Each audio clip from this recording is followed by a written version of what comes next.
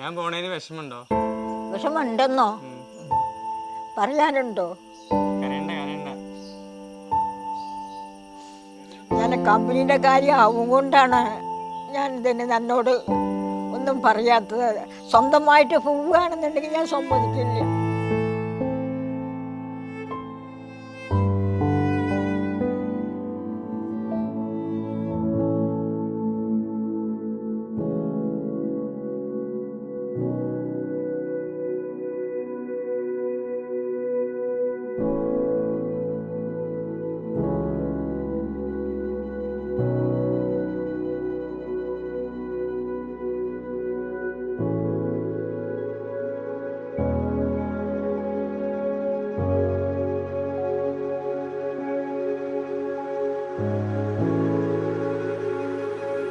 ഇപ്പം അച്ഛൻ്റെ അടുത്ത് ഇങ്ങനെയായിരുന്നു പറയണ്ടായിരുന്നു. ഇപ്പോൾ ഞാൻ 1 തൊട്ട് അല്ലെങ്കിൽ 10 +2 വരെയൊക്കെ വളരെ ബിലോ ആവറേജ് സ്റ്റുഡൻ്റ് ആയിരുന്നു.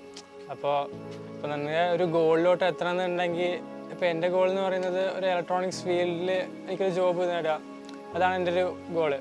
അതുപോലെ തന്നെ ഒരു സ്വന്തമായിട്ട് എന്തെങ്കിലുമൊക്കെ തുടങ്ങുക, അതുമാണ്. അപ്പോൾ അങ്ങനെ ഒരു ഗോളിലോട്ട് എത്തിച്ചേരണം എന്നുണ്ടെങ്കിൽ നിൻ്റെ ഈ മാർക്ക് പോരാ. ബിക്കോസ് ഞാൻ സയൻസിലൊക്കെ ഭയങ്കര വീക്കായിരുന്നു. സയൻസ്, മാത്സ്, അങ്ങനെയുള്ള എല്ലാ കാര്യത്തിലും വീക്കായിരുന്നു. ബയോളജി ആണെങ്കിലും അങ്ങനെ എന്ത് കാര്യത്തിലാണ് വീക്കായിരുന്നു. അപ്പോൾ അച്ഛനങ്ങനെ ഇപ്പോൾ ഇത് നടക്കും തോന്നുന്നില്ല. അപ്പോൾ അച്ഛൻ സാധാരണ വർക്കിനൊക്കെ കൊണ്ടുപോകും, അങ്ങനെ മകൻ പണി പഠിക്കട്ടെ എന്നൊക്കെ പറഞ്ഞിട്ട്.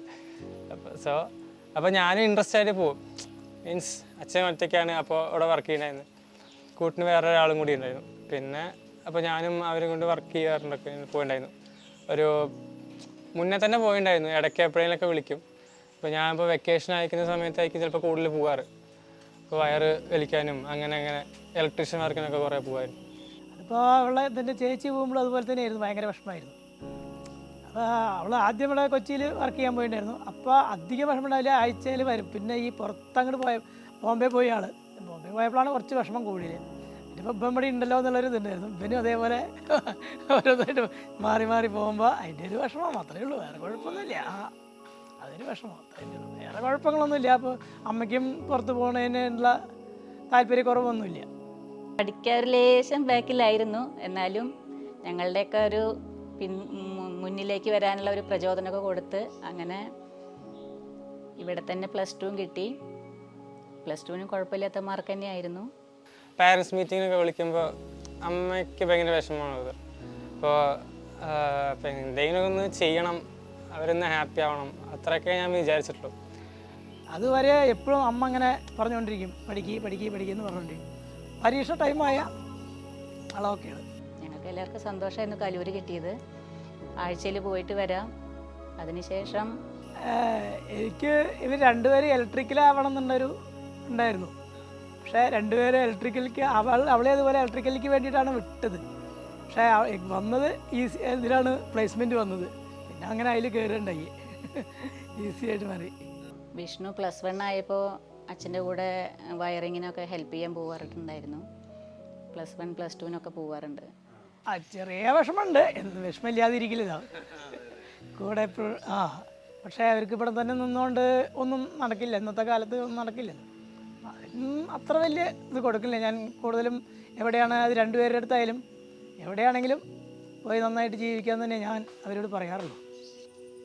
അച്ഛമ്മയ്ക്ക് ഉറക്കല്ലേ, 3-4 ദിവസമായി ഉറക്കല്ലാണ്ടായിട്ട്.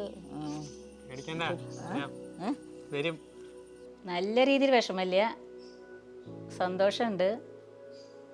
മക്കൾക്ക് അവരുടെ ഭാവി നോക്കണം എന്നുള്ളത് ഏതൊരു രക്ഷിതാക്കളുടെയും ആവശ്യമാണല്ലോ. ഞാൻ ഇലക്ട്രോണിക്സ് എംബെഡഡ് സിസ്റ്റം പഠിക്കാൻ തീരുമാനിച്ചു. അപ്പോൾ വീട്ടുകാരുടെ അടുത്ത് ഞാൻ പറഞ്ഞു എംബെഡഡ് സിസ്റ്റം ഞാൻ പഠിക്കാൻ പോവാണ്. അപ്പോൾ അതിൻ്റെ സ്കോപ്പ് കാര്യങ്ങളെ കുറിച്ച് അറിയില്ല. എനിക്കിഷ്ടമുള്ളത് ചെയ്യാൻ എനിക്ക് നല്ല താല്പര്യമാണ്. അത് നല്ല പെർഫെക്റ്റ് ആയിട്ട് ഞാൻ ചെയ്യും, അതിന് നല്ല കോൺഫിഡൻറ്റ് ഉണ്ട്. അപ്പോൾ എംബെഡഡ് സിസ്റ്റം പഠിക്കാമെന്ന് പറഞ്ഞിട്ട് വീട്ടിലെ അടുത്ത് ഞാൻ അവതരിപ്പിച്ചു. ഞാൻ സ്മെക് ലാബ്സിൽ ജോയിൻ ചെയ്താലോ എന്ന് ചോദിച്ചു. അപ്പോൾ സ്മെക് ലാബ്സ് കൊച്ചിയിലായതുകൊണ്ട് എനിക്ക് ഇപ്പോൾ ഒരുപാട് ഫ്രണ്ട്സും കാര്യങ്ങളൊക്കെ ഉണ്ട്.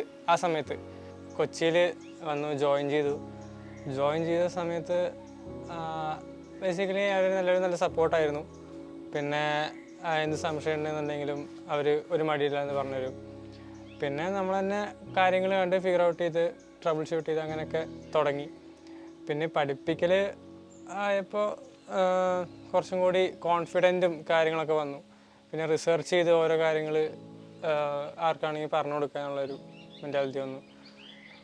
സോ മൊത്തത്തിൽ ഒന്ന് മാറി. അപ്പോൾ ബേസിക്കലി എല്ലാവരും കോളേജ് കഴിഞ്ഞാൽ നല്ലൊരു സാലറി പാക്കേജ് പോയി നോക്കുക, അല്ലെങ്കിൽ ആ ഒരു ഏതെങ്കിലും പഠിച്ചതല്ലാതെ വേറെ ഏതെങ്കിലും ഒരു കോഴ്സ് ചൂസ് ചെയ്ത് ഇങ്ങനെ പോവുക അങ്ങനെയായിരുന്നു. പക്ഷേ എനിക്കതിനോട് താല്പര്യം ഉണ്ടായിരുന്നില്ല. ഞാൻ എൻ്റെ ഇഷ്ടത്തിനുള്ളൊരു സാധനം അതിലാണെന്നുണ്ടെങ്കിൽ അത് മാക്സിമം സ്റ്റിക്ക് ഓൺ ചെയ്ത് ഓരോ കാര്യങ്ങൾ പഠിക്കാനായിരുന്നു എനിക്ക് താല്പര്യം ഉണ്ടായിരുന്നത്. ആദ്യം സ്മെക് ലാബ്സിൽ ഒരു 1.5 years എക്സ്പീരിയൻസ് ഉണ്ടായിരുന്നു, പഠിക്കുന്നുണ്ടായിരുന്നു. അവിടെ അപ്പോൾ സാറ് പറഞ്ഞു പ്രൊമോട്ടഡായി കടവന്ത്രയിലോട്ട്. അവിടെ R&D ഡിപ്പാർട്ട്മെൻറ്റിൽ വർക്ക് ചെയ്തിട്ടുണ്ടായിരുന്നു ഒരു 4 മാസം. അപ്പോൾ 4 മാസം കഴിഞ്ഞപ്പോൾ വിസ വന്നു മറൈൻ സൊല്യൂഷൻസിലോട്ട്.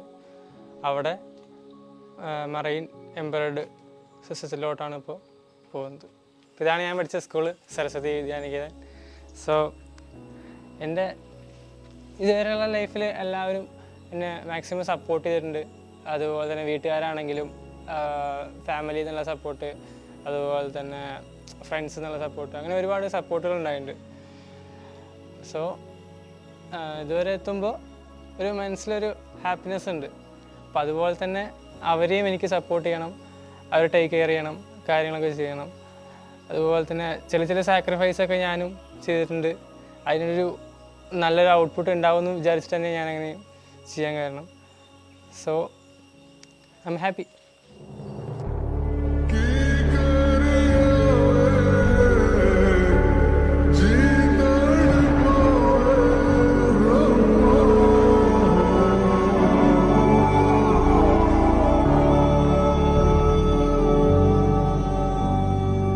സ്മെക് ലാബ്സ് ഇതുപോലെ ഒരുപാട് ജീവിതങ്ങൾ മാറ്റിമറിച്ചിട്ടുണ്ട്.